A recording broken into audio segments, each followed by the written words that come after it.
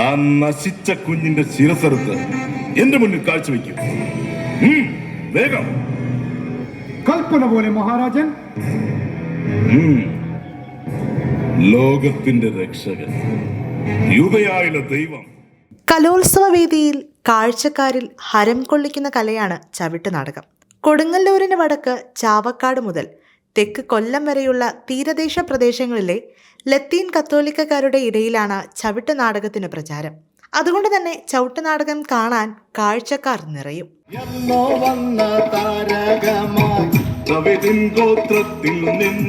ഇവിടെ ചവിട്ടുനാടകം അവതരിപ്പിക്കാൻ ഒരുപാട് സ്കൂളിൽ നിന്നും കുട്ടികൾ എത്തിയിട്ടുണ്ട് എങ്കിലും പരിശീലകൻ ഒരേ ഒരാളാണ് എന്നതാണ് അതിലെ കൗതുകം.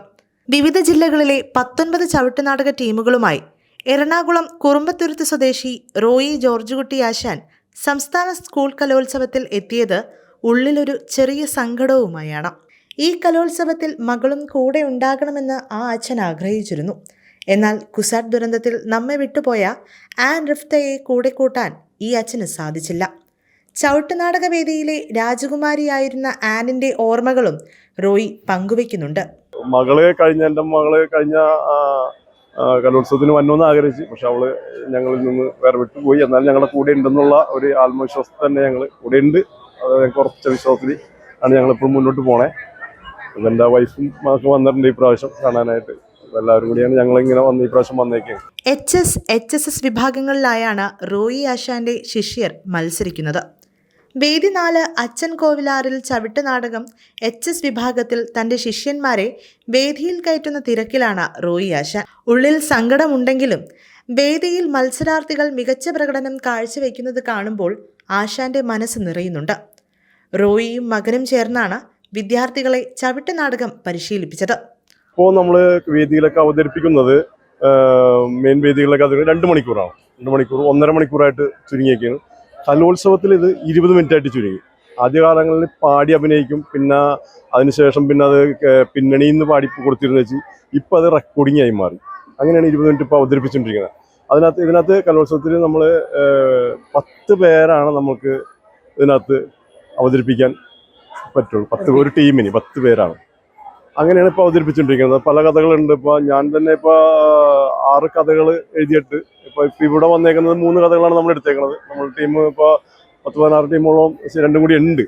അപ്പോൾ പല ജില്ലകളിൽ നിന്നായിട്ട് ഉണ്ട്. അപ്പോൾ അങ്ങനെയാണ് അവതരിപ്പിച്ചുകൊണ്ടിരിക്കുന്നത്. പിന്നെ ഈ ചവിട്ടുനാടകം എന്ന് പറഞ്ഞിട്ടുണ്ടെങ്കിൽ ഇതിന് ചുവടുകൾക്കാണ് പ്രാധാന്യം കൊടുത്തിരിക്കുന്നത്. ചുവടുകൾ 14 ചുവടുകളാണ് ഇതിനകത്ത് ഉള്ളത്. പിന്നെ അതിനെപ്പോലെ കലാശം, കവിത്വം എന്നൊക്കെ പറഞ്ഞുകൊണ്ട് ഇന്നീശ താഴീശ എന്നൊക്കെ പറഞ്ഞുകൊണ്ട് പാട്ടുകളെയും ഒക്കെ പല രീതിയിലൊക്കെ അവതരിപ്പിച്ചിട്ടുണ്ട് കൊടുക്കുന്നുണ്ട്. അപ്പോൾ അത് ഇതിനകത്തെല്ലാം ചുവടുകളും ഉൾക്കൊള്ളിച്ചുകൊണ്ട് ചവിട്ടുനാടകത്തിന് 20 മിനിറ്റിൽ നമുക്ക് കളിക്കാൻ പറ്റില്ല. എന്നാലും ഏകദേശം 8-9 ചുവട് വരെ നമ്മൾ അവതരിപ്പിക്കാറുണ്ട് ഇതിനകത്ത്. ഞാനിത് തുടങ്ങിയത് ശരിക്കും പറഞ്ഞാൽ 12ാമത്തെ വയസ്സിലാണ്. ഇപ്പം എനിക്ക് 51 വയസ്സായാണ്. 39. എൻ്റെ അപ്പച്ചനാണ് എൻ്റെ ഗുരു, ജോർജ് കുട്ടി ആശാൻ. ഇപ്പോൾ പ്രാവശ്യം പാഠപുസ്തകത്തിലൊക്കെ ഉണ്ട് അപ്പച്ചൻ്റെ 5ാം ക്ലാസ് ആർട്ട് എഡ്യൂക്കേഷനിൽ അപ്പച്ചനെ കുറിച്ചാണ്, അപ്പച്ചൻ ചെയ്ത കാര്യങ്ങളെക്കുറിച്ച് പഠിക്കാനുണ്ട് അതിനകത്ത്. അപ്പച്ചനാണ് എൻ്റെ ഗുരു. അപ്പച്ചൻ്റെ പുറത്തിരുന്നിട്ടാണ് ഞാൻ ആദ്യത്തെ വരവ് 12ാമത് കൊച്ചു ഗീവറീസായിട്ട് അക്ഷരവിദ്യ പഠിക്കാനും ആയുധവിദ്യ പഠിക്കാനൊക്കെ ആയിട്ട് രംഗത്തേക്ക് പ്രവേശിച്ചത്. ഇന്ന് മുതൽ ഇന്ന് വരെ ഞാൻ 39 കൊല്ലം ചവിട്ടുനാടകം അവതരിപ്പിച്ചിട്ടുണ്ട് പല പേര്.